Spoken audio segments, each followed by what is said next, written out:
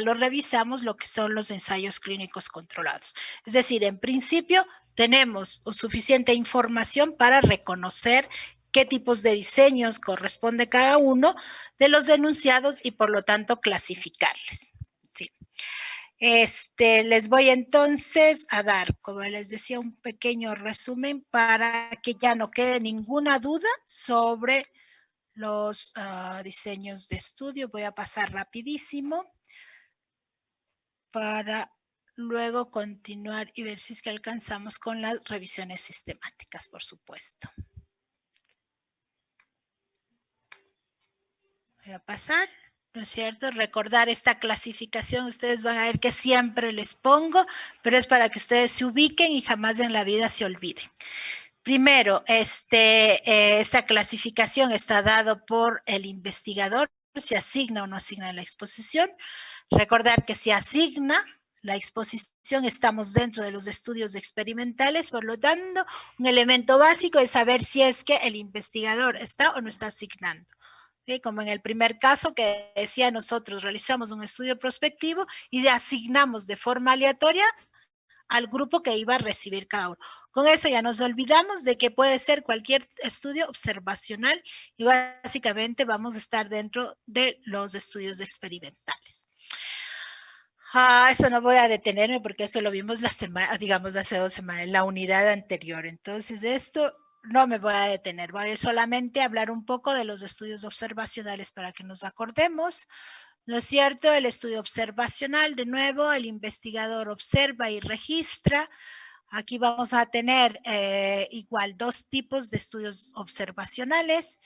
Si es que hay comparación entre grupos, hablamos que hablamos de un estudio analítico, y si es que no hay grupos de comparación, nos vamos a referir a los estudios descriptivos, ¿no es cierto? Aquí vamos a tener algunos estudios descriptivos, la serie de casos, el reporte de casos, los estudios transversales o también llamados estudios de prevalencia, y los estudios ecológicos, que es lo que vimos ahora. ¿No es cierto? La serie de casos, recordar que tenemos la descripción de un grupo pequeño de personas alrededor de un mismo problema de salud. Y lo que se trata es básicamente de ver algunas características clínicas o demográficas o ver en relación al tratamiento, a los signos y síntomas y finalmente qué pasó con este grupo de pacientes. Como les decía, generalmente son pocos pacientes, unos 10, 8, hablamos de la serie de casos. Luego el reporte de casos que se refiere a un solo estudio, digamos al estudio de una sola persona con una enfermedad generalmente rara, que vale la pena sentarnos a hacer un reporte, ¿no? Y saber qué pasó con esa persona. Los estudios transversales o los de prevalencia, ya vamos a indagar, y finalmente los estudios ecológicos.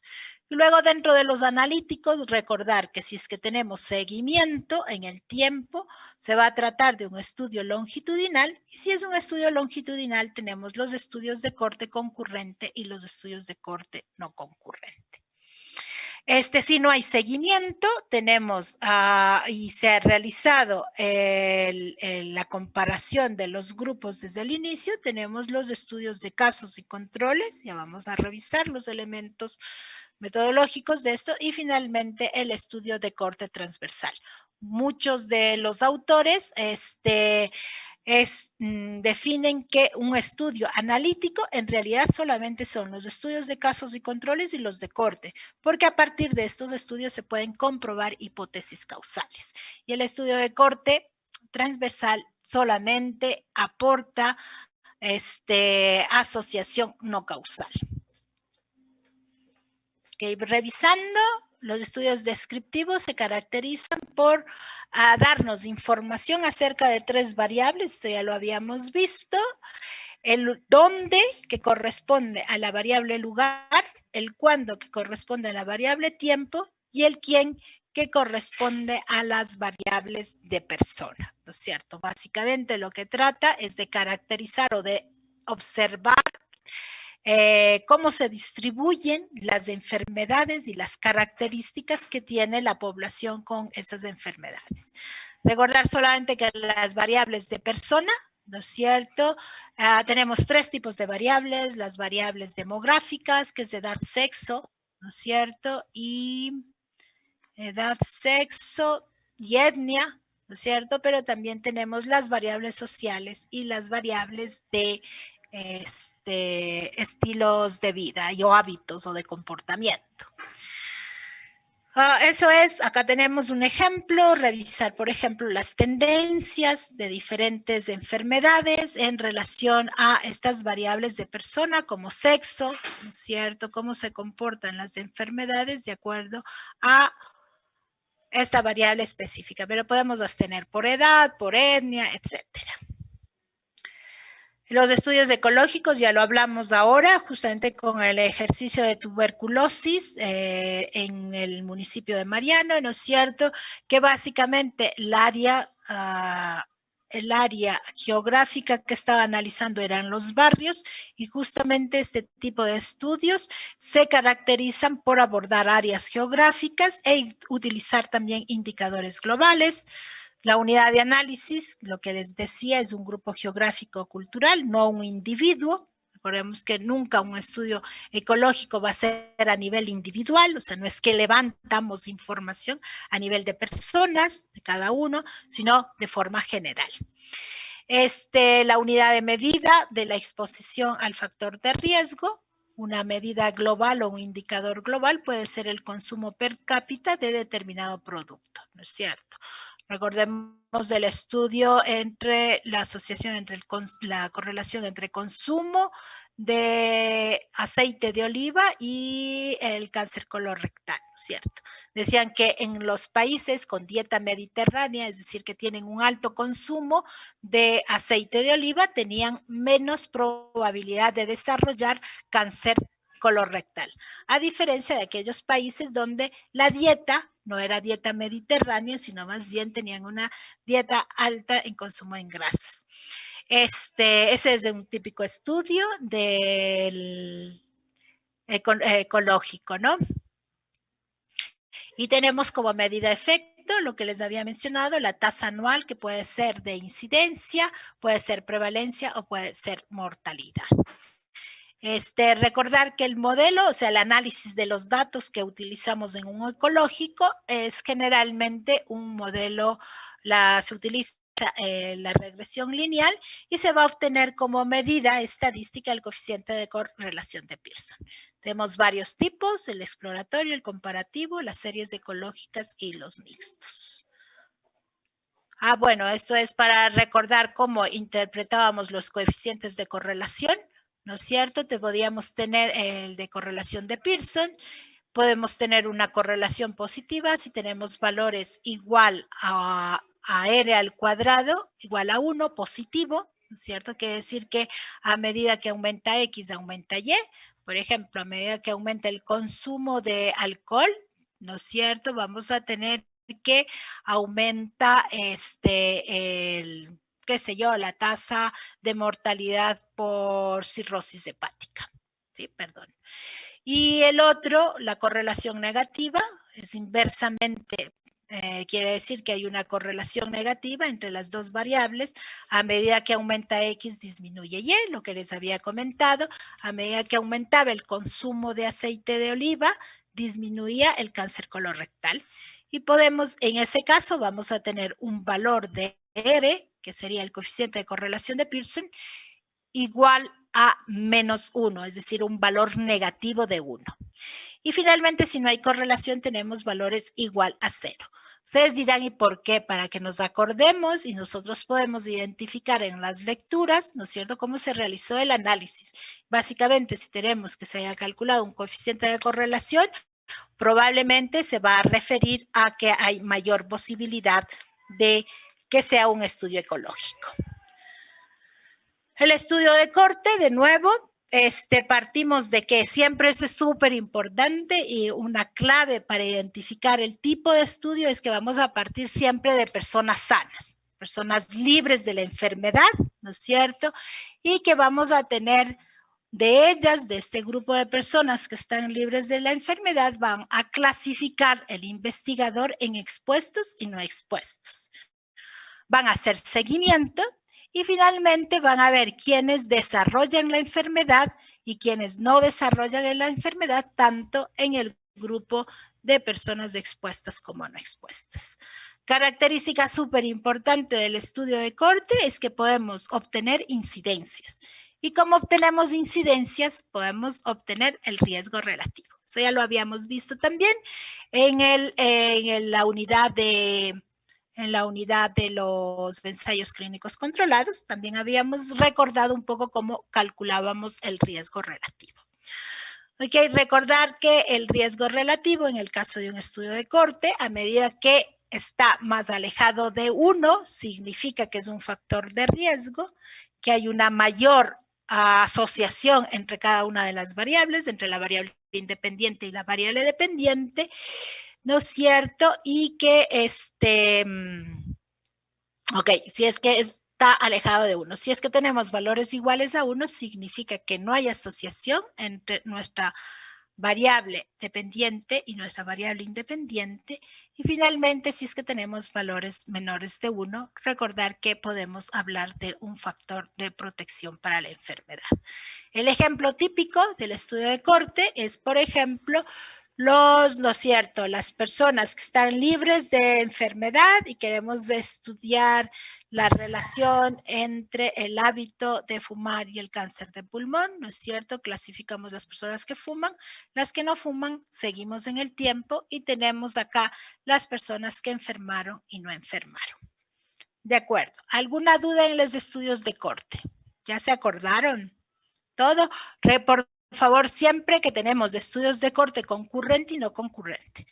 El que yo les acabo de mencionar este rato es un estudio concurrente, es decir, un estudio de corte prospectiva, que hacemos el seguimiento en el futuro. De ahora en adelante clasifico y les veo quiénes desarrollan la enfermedad. Pero recordemos que podemos también tener estudios de corte histórica o no concurrente, que esos generalmente se conforman o se realizan a partir de información que fue recolectada en el pasado, ¿no es cierto? Y que simplemente se está tomando la información para hacer el estudio. De corte, esto generalmente ocurre cuando nos referimos a estudios ocupacionales. Igual, un ejemplo es si es que un ejemplo de un estudio de corte no concurrente o histórica, nos referíamos, por ejemplo, a que el estudio, vamos a suponer, de la fábrica de las baterías, ¿no es cierto? Yo puedo tomar y hacer un estudio para ver cómo influyen el contacto con metales pesados frente al cáncer óseo. ¿Ya? Entonces yo para eso voy a tomar a todas las personas que trabajan o que entraron a trabajar hace 10 o 15 años en la fábrica de baterías de Ecuador, ejemplo. Y luego simplemente me evito, por lo tanto, ellas personas, yo estoy tomando los datos de las personas que iniciaron a trabajar hace 15 años, por lo tanto, no necesito hacer seguimiento, ¿cierto?, a futuro, y que significaría que yo tengo que evitarme ese tiempo de seguimiento, ¿ya? Un poco de los problemas de los estudios de corte no concurrentes son que dependen mucho de la calidad de la información, que si tenemos mala calidad de la información, por supuesto, los resultados pueden ser poco adecuados. Y finalmente los estudios de casos y controles, de nuevo partimos acá, siempre recordar que en un estudio de casos y controles vamos a obtener prevalencias porque estamos partiendo de personas que ya están enfermas, ¿no es cierto? No como en el anterior que eran las incidencias. Y aquí vamos a tener entonces la comparación entre las personas que están enfermas y las personas que están sanas. Y en ellos vamos a identificar, ¿no es cierto?, a qué factores de riesgo,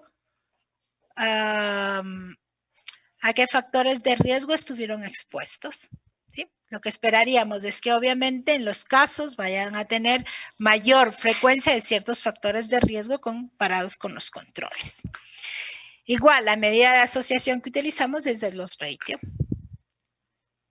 Okay. Y finalmente los estudios de corte transversal lo que hacen es hacer un corte en el tiempo y medir al mismo momento tanto la presencia o la ausencia del factor de riesgo y la enfermedad.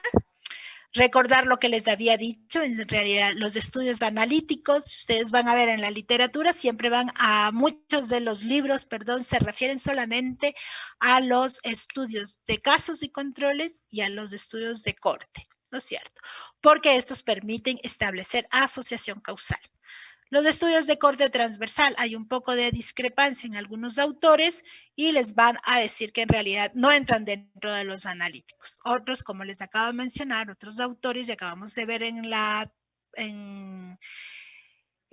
diapositiva inicial, ¿no es cierto? Sí les consideran como parte de los estudios analíticos. Pero básicamente estas diferencias se debe a que no se puede obtener asociación causal, sino asociación no causal, es decir, hay indicios, hay cierto que se puede establecer que hay relación entre las variables, pero que no podemos confirmar una hipótesis causal. Eso es básicamente.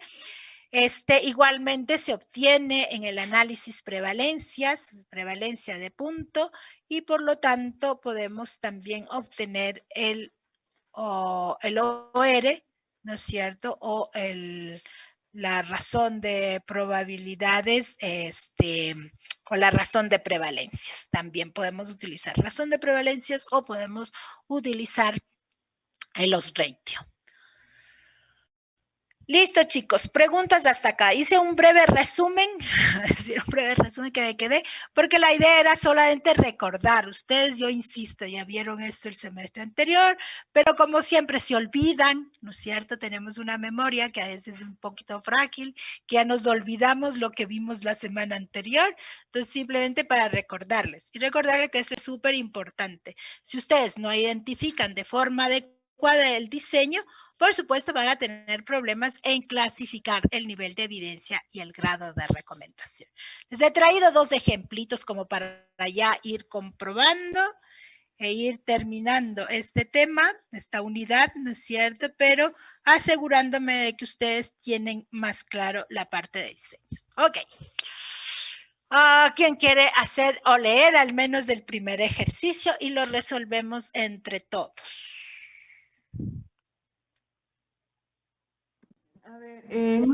A ver, yo leo, pero dígame en quién leo, porque ya, ok.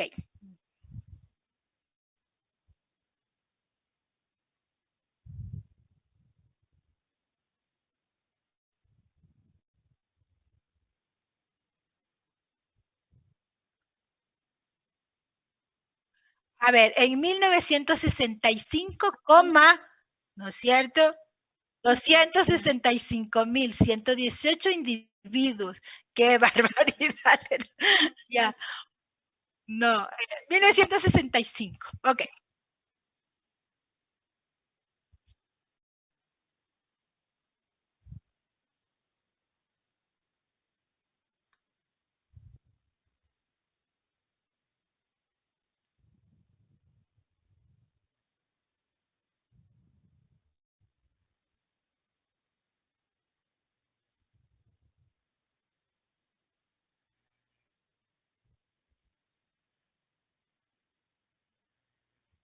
$3 millones.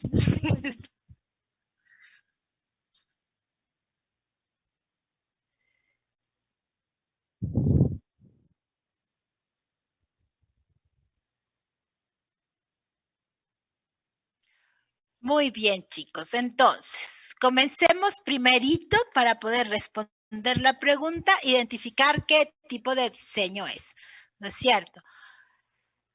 Identifiquemos primero la relación. ¿Qué quieren relacionar en este ejercicio? ¿Qué variables es nuestra variable independiente y cuál es nuestra variable dependiente?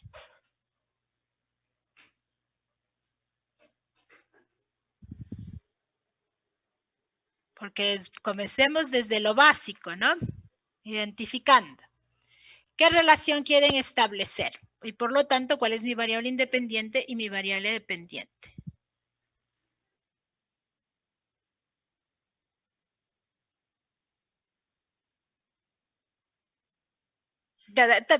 Te me fuiste. La relación entre consumo de tabaco, ¿no es cierto? Exactamente. Entonces, súper claro, al inicio ya nos está diciendo que lo que quieren es indagar o establecer una relación, ¿no es cierto?, entre el consumo de tabaco, que va a ser nuestra variable independiente, y nuestra variable dependiente, que va a ser la demencia senil. Entonces, yo aquí ya sabemos, por una parte, que va a ser muy difícil que este estudio, por lo tanto, caiga dentro de los experimentales, ¿no es cierto? Aquí el investigador lo único que ha hecho, ya vamos a ir revisando, es clasificarles a las personas y a través del cuestionario en qué quienes consumían tabaco, alcohol y el grado de ocupación, ¿sí? Eso es lo primero. Ok. Luego dice que se inició el estudio, se seleccionaron en 1965, ¿correcto? Hay un número determinado de individuos, ¿no es cierto? En este caso, fueron, pongamos, más de 200,000 personas, individuos mayores de 40 años. Ok, entonces, estas personas en principio estaban o no estaban libres de demencia senil. Sí, ¿verdad? Bueno, aunque no se establece como con claridad, pero bueno. Porque, ok. Luego dice que hubo 17 años de seguimiento, ¿no es cierto? Porque le dice que al final, ¿no es cierto? Dice, se estudiaron exclusivamente los certificados de ocurridas durante un periodo de 17 años. Ok. Y luego dice que en este periodo se registraron 100 muertes por demencia senil sin lesiones cerebrovasculares. Luego nos está diciendo que hay 3.849.737 personas, años de seguimiento, es decir, ¿a cuántos de este total de personas inicialmente que fueron, que iniciaron el estudio, ¿no es cierto? Al final, el acumulado de los 17 años son más de 3 millones de años de seguimiento. Que yo creo que tenemos aquí ya suficientes elementos para identificar el tipo de diseño que es. ¿Qué creen ustedes? A ver, Fernanda.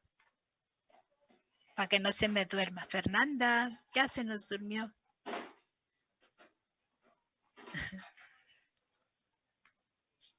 A ver. Sí, ¿me escucha? Sí. Ya, o sea, yo creo que el tipo de estudio, ¿verdad? Sí. ¿Me escucha? Sí, te escucho. Ya, yo creo que es de corte concurrente. Ya, es un estudio porque, de corte. O sea, tienen seguimiento longitudinal, por lo que dice que durante un periodo de 17 años. Ya, ok, ¿no es cierto? Entonces tenemos como los elementos para identificar con claridad qué tipo de diseño es. ¿Sí? Si es que es un estudio entonces de corte, ¿ya? Ahora sí pensemos en cuál es el nivel de evidencia y cuál es el grado de recomendación. A ver, Carolina. Revisemos, por favor, qué tipo de... Sería dijo el grado de recomendación. Bueno, perdón, el nivel de evidencia y grado de recomendación. Vamos juntos a 4. responder. ¿Por qué 4? 4C. ¿Por qué 4C? Por lo que nos da una recomendación. El grado de recomendación. No, pero a ver, pensemos en el tipo de diseño. Fernanda acaba de decir un tipo de diseño, ¿no es cierto? Y ha dicho que es un estudio de corte, ¿no es cierto? Y le ha planteado como estudio de corte concurrente, ¿sí? Porque no estamos hablando, digamos en este caso, solo dice que se inició el estudio en 1965, que se siguieron 17 años, ¿no es cierto? Que en el grupo inicial se clasificaron en quienes consumen cigarrillo y, digamos, consumen alcohol, tabaco y cuál fue la ocupación. Y al final van a registrar el número de muertes, ¿no es cierto?, por demencia senil sin lesiones cerebrovasculares.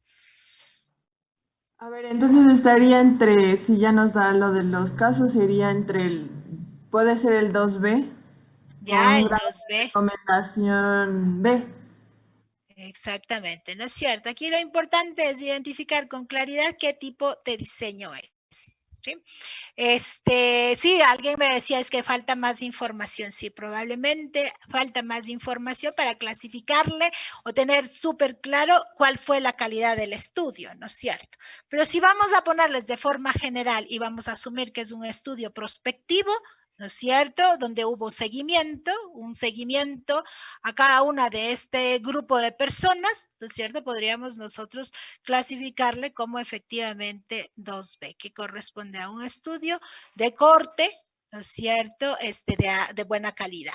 Si es que fuera un estudio de corte de baja calidad o un estudio de casos y controles de baja calidad, o si es que tendríamos argumentos para nosotros decir que efectivamente el estudio no se siguió de forma adecuada, o sea, pueden haber un montón de otros elementos, ahí sí tendríamos que clasificarle como 4, un nivel de evidencia 4, ¿no es cierto? Que corresponde a estudio de series de casos y controles o de corte de baja calidad, ¿no es cierto?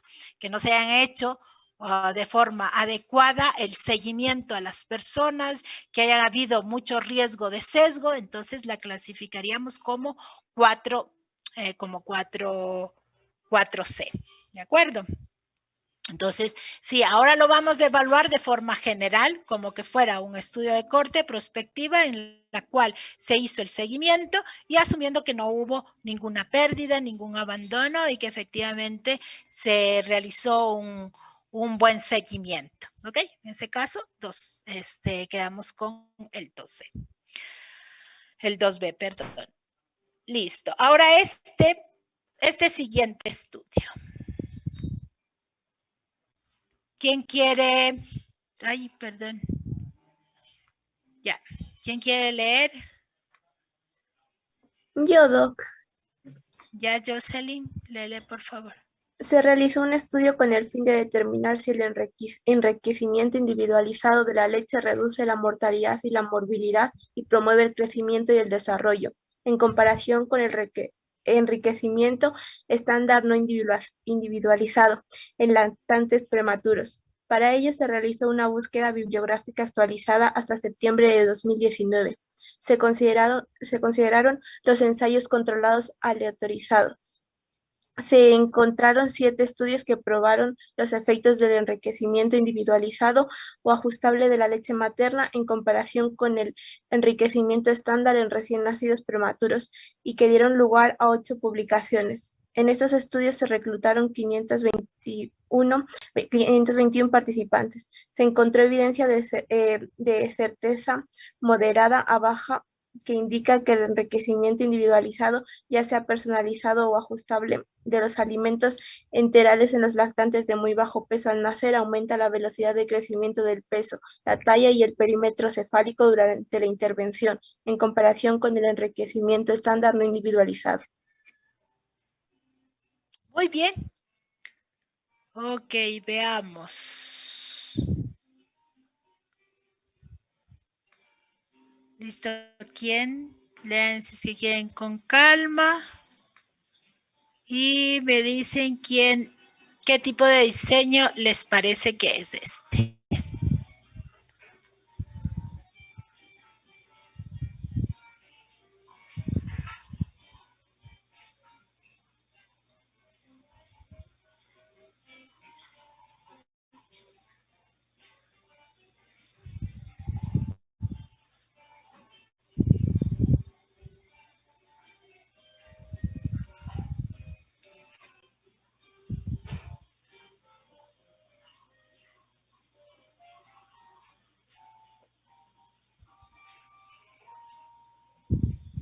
¿Ya?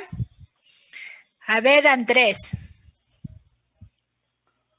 ¿Qué tipo de estudios crees que es?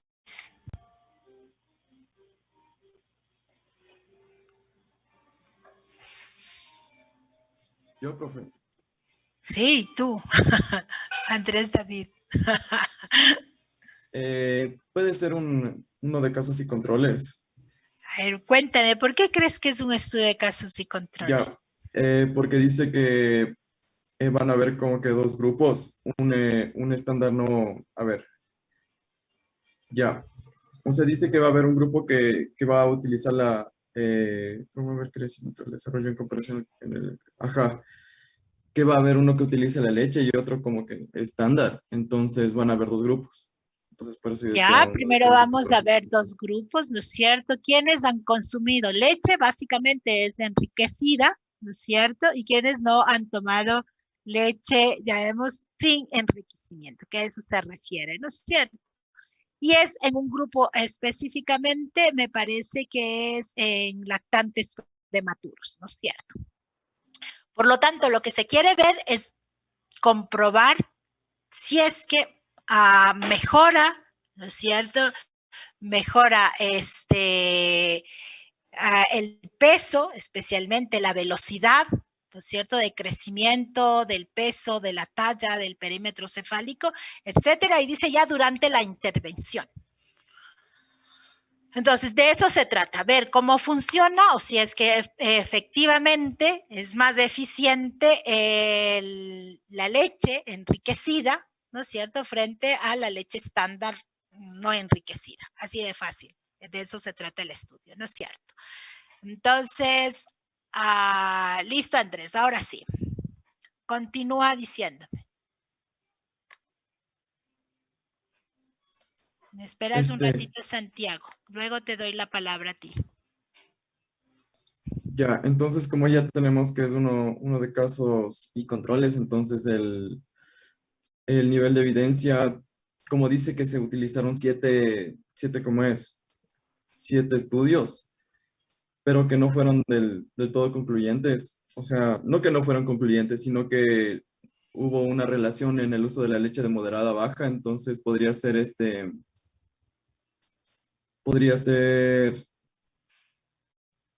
un 2A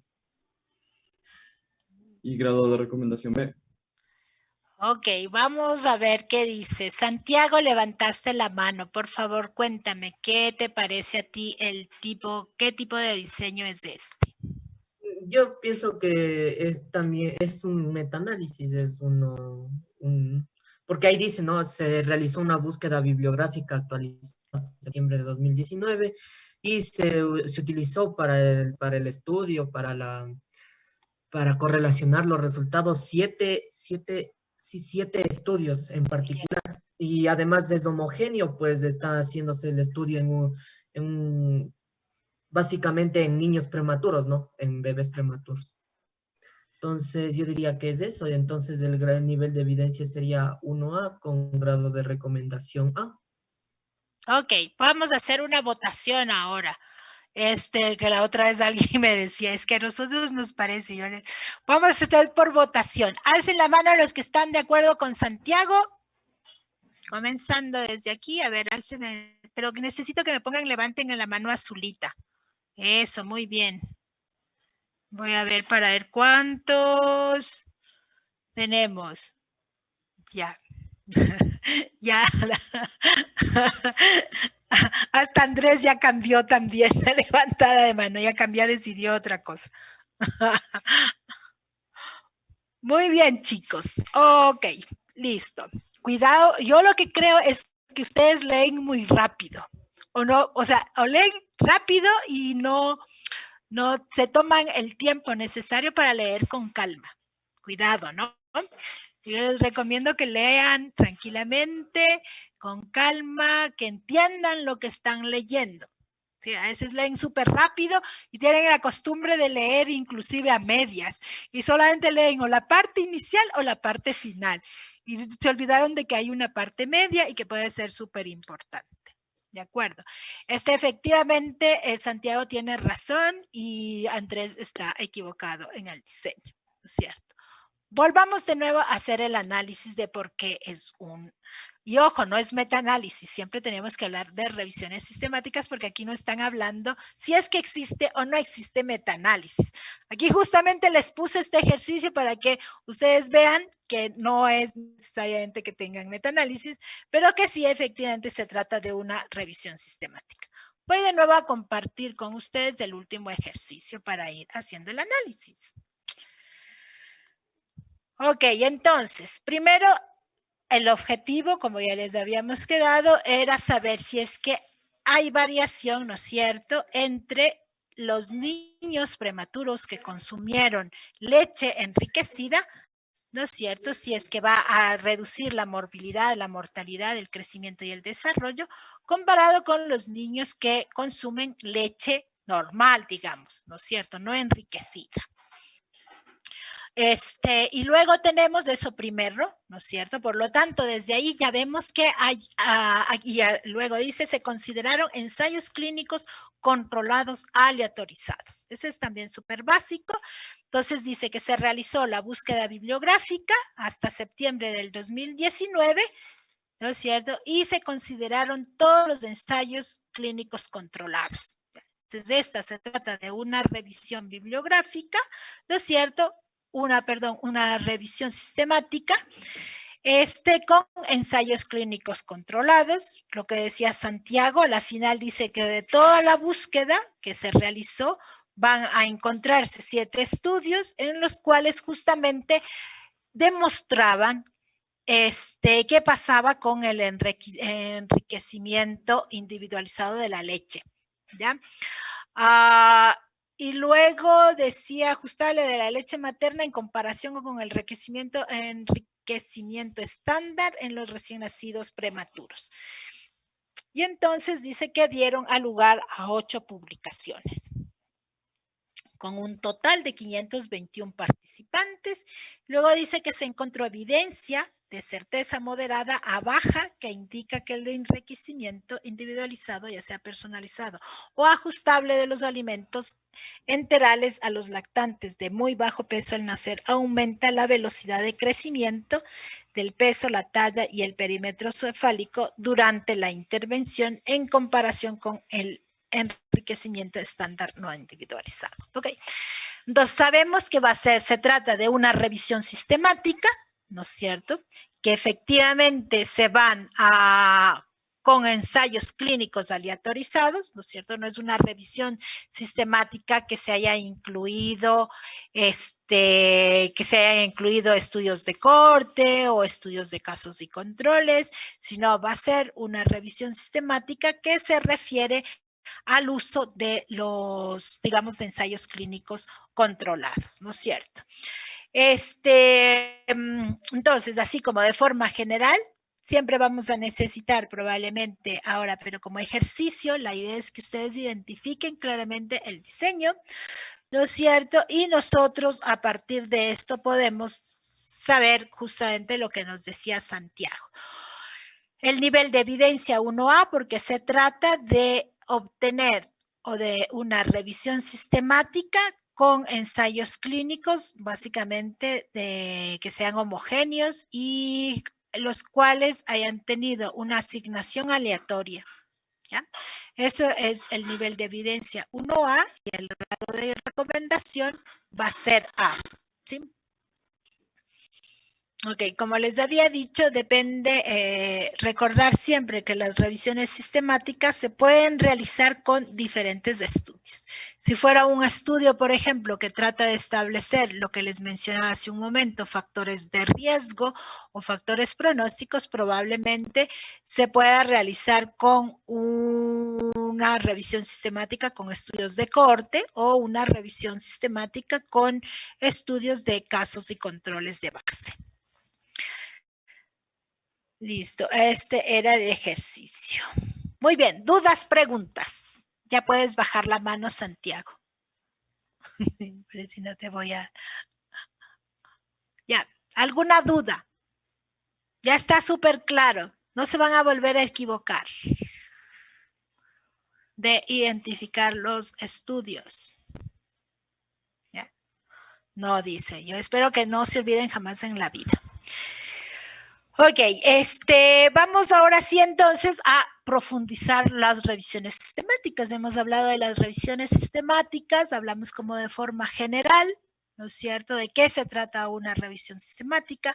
Vamos a ir viendo algunos elementos que les va a ustedes ayudar entonces a identificar mejor, ¿no es cierto? Como les decía, no todas las revisiones sistemáticas tienen metaanálisis, sin embargo, de acuerdo al nivel de evidencia, el que mejor nivel de evidencia tiene, por supuesto, las revisiones sistemáticas con metaanálisis. Revisemos un poco ahora, antes de... Vamos a dar solamente una, ¿cómo se llama? Una introducción, ¿sí?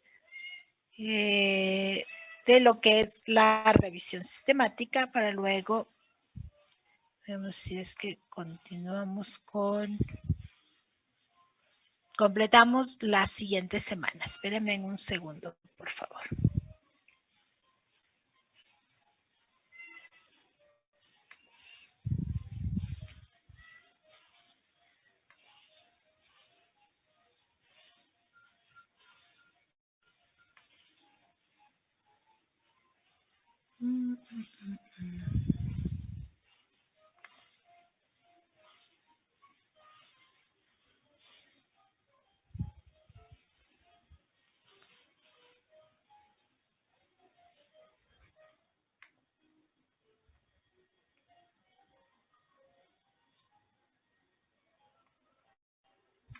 Solamente una cosa, chicos, les voy a subir el resumen, ¿no es cierto? Como les había dicho, un poco lo que hice esto era como para reforzar el tema de los diseños, ¿no es cierto? Porque son básicos para la clasificación. Entonces les voy a subir esta presentación, que en principio no estaba, al aula virtual, ¿ya?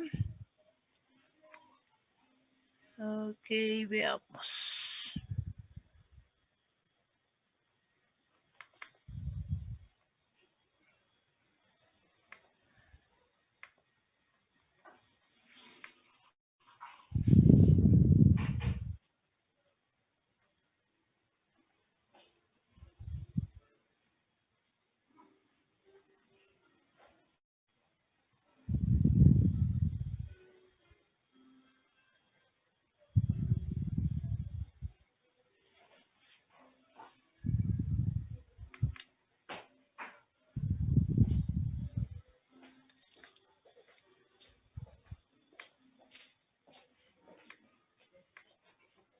Ok, veamos entonces. Vamos a hacer como una breve introducción a lo que es las revisiones sistemáticas. Hemos hablado de nuevo de las revisiones. Vamos a ir viendo algunos elementos que pueden faltarnos para tener mayor claridad sobre el tema, ¿sí?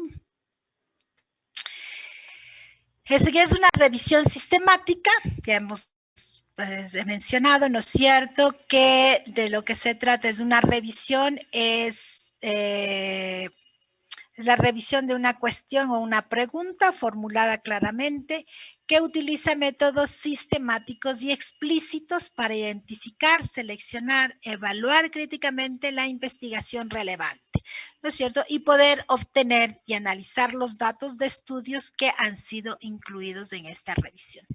Les decía que un elemento clave, ¿no es cierto?, es que la revisión sistemática se encarga justamente de una búsqueda sistemática, ordenada, que nos va a permitir entonces obtener toda la información o toda la investigación que se haya realizado previamente y que finalmente nos va a permitir realizar el análisis de los datos en base a los estudios originales, ¿sí? Las revisiones sistemáticas, ¿no es cierto?, son investigaciones originales, de nuevo, ¿no es cierto? No es que a veces algunas personas pueden considerar que las revisiones sistemáticas no son investigaciones, pero no, las revisiones sistemáticas son investigaciones porque van a tener una metodología propia, ¿no es cierto? Vamos a tener, como les decía, va a seguir una secuencia ordenada de pasos, ¿no es cierto? En principio tiene que ser reproducible, es decir, si una persona quiere volver a hacer una revisión sistemática de acuerdo a las instrucciones, ¿no es cierto?, a los pasos que se han seguido, en principio deberíamos obtener los mismos resultados. Es decir, una revisión sistemática como investigación es reproducible, ¿no es cierto? Es decir, cualquier persona que quiera volver a realizar una revisión sistemática sobre un tema específico, en principio debería obtener los mismos resultados. Es que vamos a obtener otros resultados. Entonces, en ese sentido es que es una investigación en base a investigaciones primarias realizadas previamente.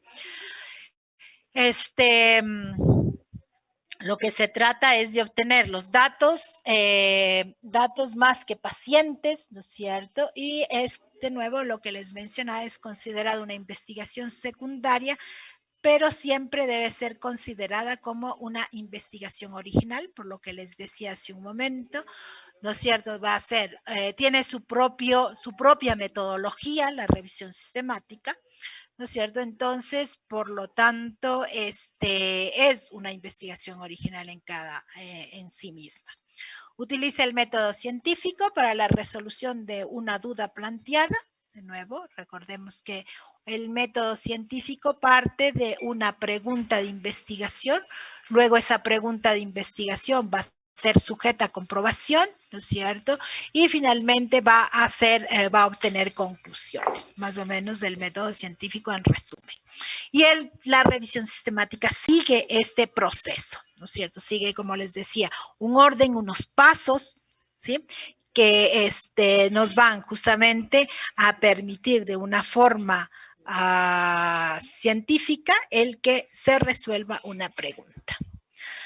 Las revisiones sistemáticas reúne de una manera metódica toda la evidencia disponible con unos criterios de legibilidad establecidos con el objetivo de responder una pregunta específica, ¿no es cierto? Los métodos son explícitos de tal manera que se minimizan los sesgos. De nuevo, otro elemento que es importante en la investigación, en la revisión sistemática y por lo cual es considerada investigación secundaria, digamos, es una investigación primaria, debemos de entender que es justamente porque sigue este orden, ¿no es cierto? Vamos a tener criterios súper claros de legibilidad, así como en los estudios a nivel individual se van a considerar criterios de inclusión y exclusión, aquí también se van a considerar estos criterios, el de legibilidad.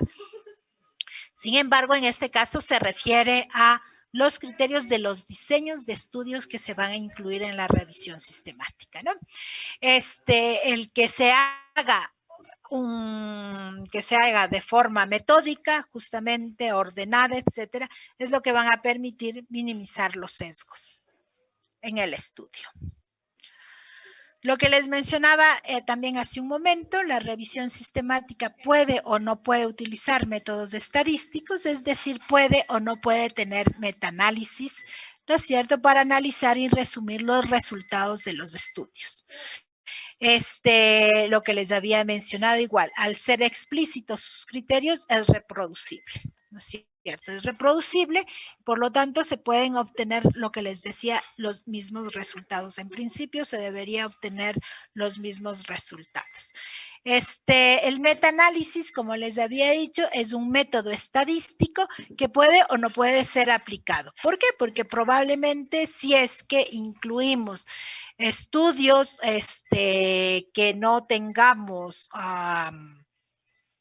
valor, o que no todos los valores hayan sido reportados de la misma manera, en principio yo no puedo realizar un metaanálisis. El metaanálisis, de nuevo insisto, consiste en obtener una medida ponderada a partir de los estudios originales. Pero supongamos que en nuestros estudios originales unos sacaron proporciones, otros sacaron promedios, en otros casos sacaron, voy a poner los casos extremos, ¿no? Como medida de asociación obtuvieron odds ratios, otras veces utilizaron riesgos relativos. Entonces, si es que mis estudios, ¿no es cierto?, los estudios que están incluidos no tienen el mismo resultado, la misma forma de representar los resultados, yo no podría mezclar estos, unos con proporciones, otros con medias, otros con ORs, otros con riesgos relativos y a la final tratar de sacar una sola medida, ¿sí? Entonces, a eso se refiere que no siempre se puede obtener un metaanálisis, porque va a depender de cuál es la medida original que se obtuvo en los estudios. Si es que en cambio es diferente, si es que todos los estudios que están incluidos en mi revisión sistemática, el resultado obtenido se refiere a riesgos relativos, yo sí puedo combinar todos los riesgos relativos y obtener una sola medida combinada a partir de los resultados originales. ¿Sí? Entonces, por esa razón, no siempre se va a poder realizar metaanálisis, porque si es que no logramos o no, en los estudios originales no existe la misma escala de medida, ¿no es cierto? Mal podríamos utilizar un metaanálisis o un estadígrafo para poder resumir los resultados. Está claro porque siempre se puede hacer una revisión sistemática, porque la revisión sistemática es la metodología, el método de investigación que se utiliza, ¿cierto? De forma ordenada, sistemática, búsqueda exhaustiva, evaluación de todos los artículos, es decir, hay un sinnúmero de pasos que me permiten que sea reproducible. Entonces, una revisión sistemática siempre va a ser una revisión sistemática, pero no significa que podamos llegar a hacer metaanálisis. Lo ideal puede ser llegar a hacer metaanálisis, pero si es que no se puede, pues nada, no se puede hacer y eso no significa que no sea una revisión sistemática. Ok, los resúmenes actualizados a medida que se siguen generando nuevos ensayos clínicos o nuevos estudios, ¿no es cierto? Por ejemplo, en el caso de la Cochrane, lo que hace es ir actualizando permanentemente estas revisiones sistemáticas, porque hay nueva evidencia que sale, ¿no es cierto?, sobre un tema y, por supuesto, puede variar finalmente lo que inicialmente se pensaba. Vamos a suponer, si salen nuevos estudios en relación al enriquecimiento de la leche, ¿no es cierto? Probablemente tengan que actualizar y saber si es que hay alguna modificación respecto a los resultados. Entonces, generalmente lo que se trata es, en las revisiones sistemáticas, es permanecer actualizados constantemente. Sí, eso también es un plus, digamos, de las revisiones sistemáticas que tratan de estar actualizados con la nueva evidencia que se dispone sobre un tema determinado. Lo que pasa es que no hay revisiones sistemáticas sobre todos los temas, ¿cierto? Hay algunas revisiones sistemáticas sobre algunos temas que sí han sido considerados, son importantes, sin embargo, en otros casos no hay. Y eso es cierto, ¿no es cierto? Entonces, ahora, por ejemplo, la Cochrane está siempre, el centro iberoamericano, justamente, lo que trata es de permanentemente estar actualizando o sacar nuevos temas, ¿no es cierto?, en relación a la práctica clínica cotidiana, para que obviamente haya información relevante sobre el manejo y el tratamiento de las enfermedades específicas. Siempre se está tratando de hacer, pero no significa que haya de todo. Ok, lo que les decía, ¿de qué consiste el metaanálisis? Consiste en una metodología científica que mediante la aplicación de métodos estadísticos formales para la síntesis permite comparar datos de estudios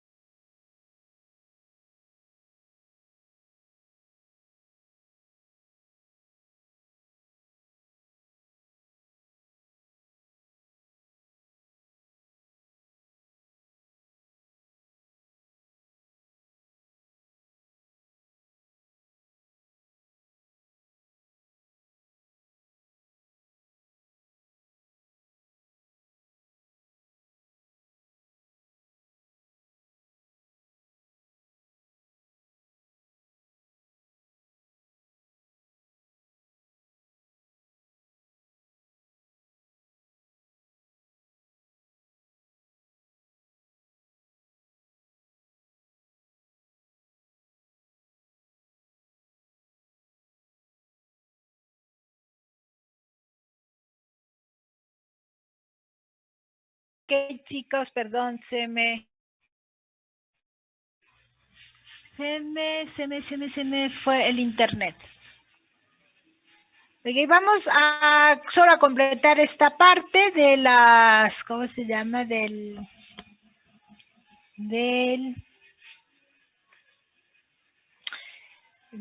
las revisiones sistemáticas, ¿no es cierto? Para ir terminando.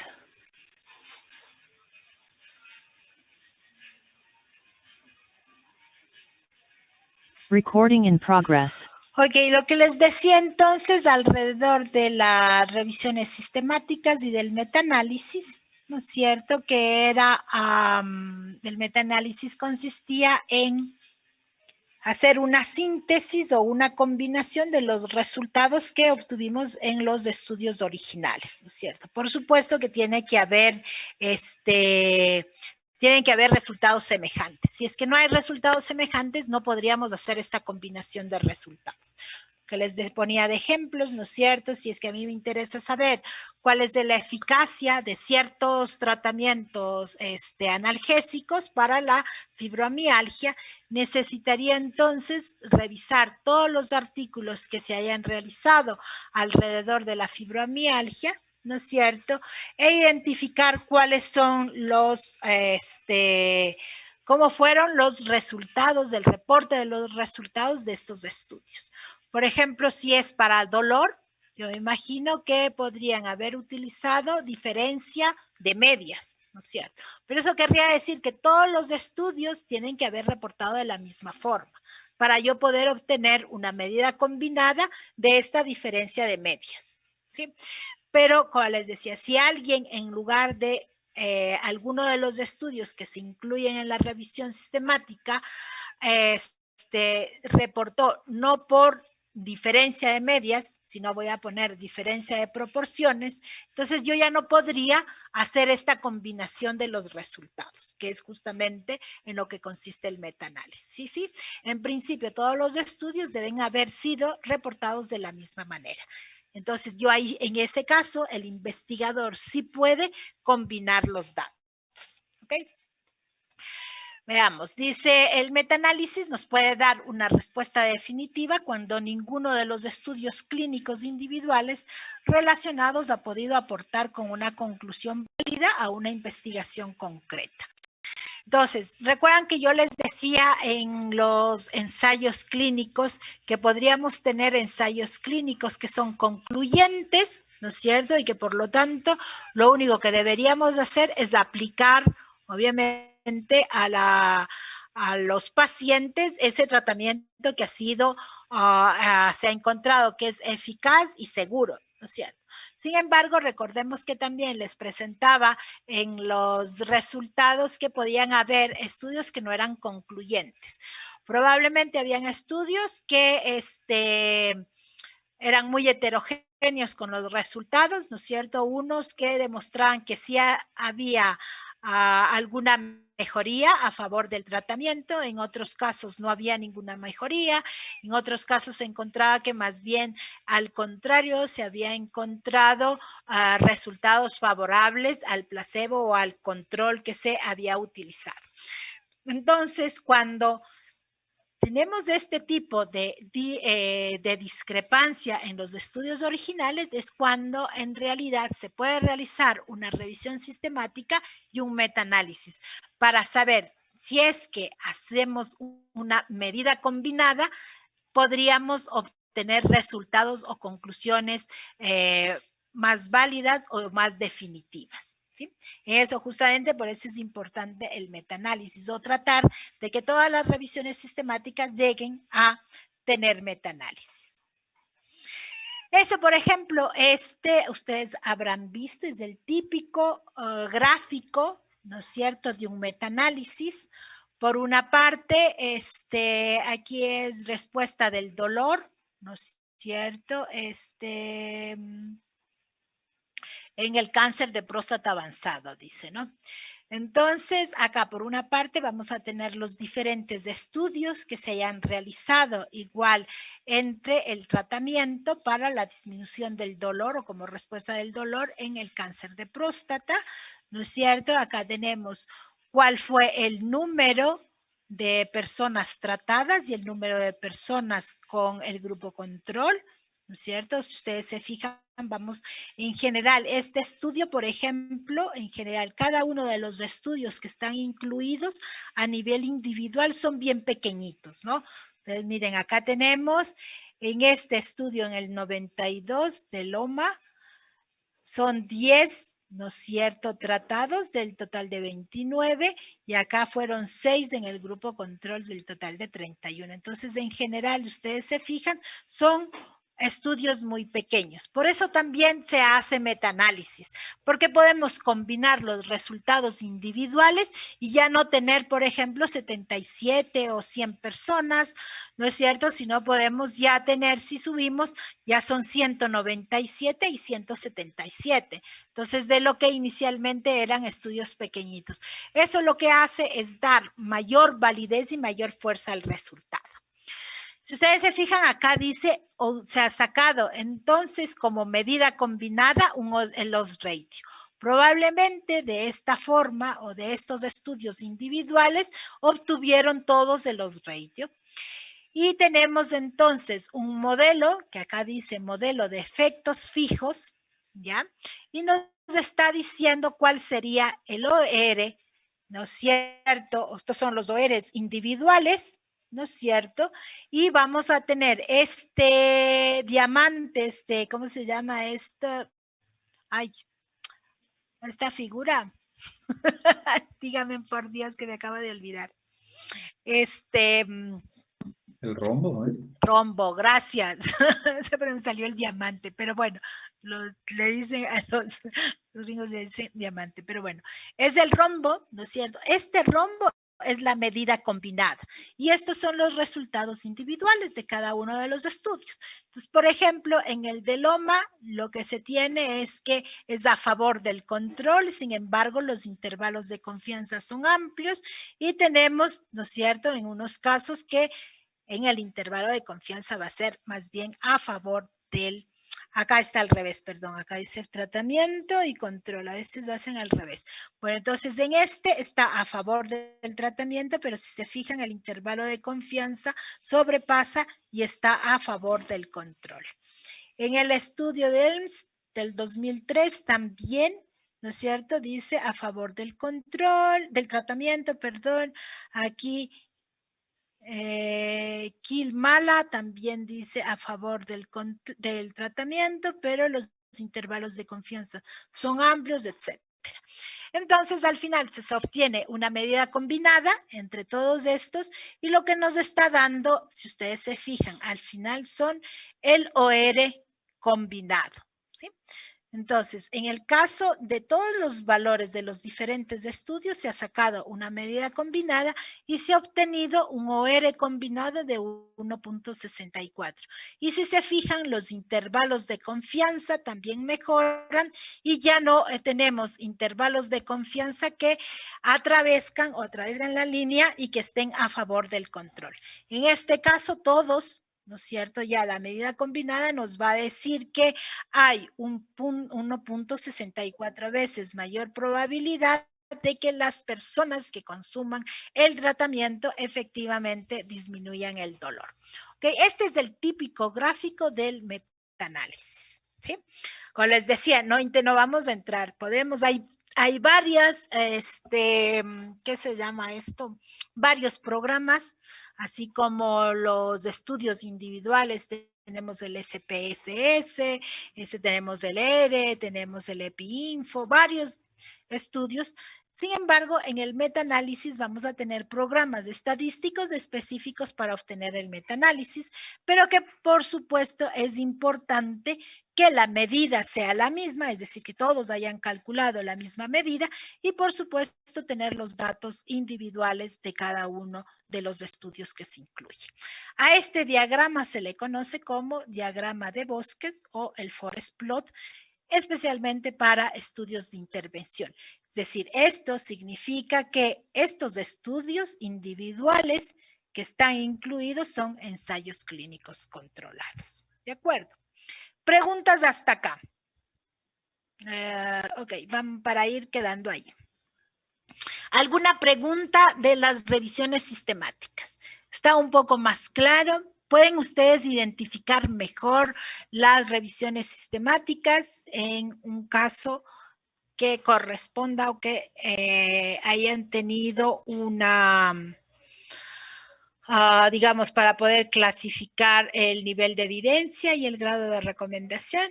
Un poco más claro con las revisiones sistemáticas. Ahora vamos a poner algunos ejemplos. La próxima semana vamos a trabajar más a profundidad sobre el análisis de los datos y sobre revisiones sistemáticas. Vamos a trabajar con resumen porque generalmente las revisiones sistemáticas son súper largas, pero les voy a contar un poco cómo se va haciendo una revisión sistemática. ¿De acuerdo? ¿Dudas, preguntas, chicos? ¿No? ¿Más claro? Bueno, la idea, como les decía, es que sea cada vez más fácil para ustedes identificar el diseño de estudio y por lo tanto clasificar de forma adecuada el nivel de evidencia y el grado de recomendación. ¿De acuerdo? Listo, chicos. Entonces, ahora vamos a quedar ahí. Solamente tengan ustedes una buen fin de semana. En realidad no van a tener que, o sea, como tarea. Lo que sí les voy a recomendar, por favor, es que revisen el artículo sobre las revisiones sistemáticas que tenemos en el aula. Solo les pido que lean. No vamos a hacer nada más, ¿sí? Solamente vamos a leer el artículo que tenemos en la unidad siguiente, que es las revisiones sistemáticas. ¿De acuerdo? Solo van a leer. ¿Eh? Para que sea más fácil el discutir lo que nos queda la próxima semana. Recording stopped. ¿Ya? Listo, chicos. Entonces quedamos ahí. Un buen fin de semana. Nos vemos la próxima semana. Gracias. Que les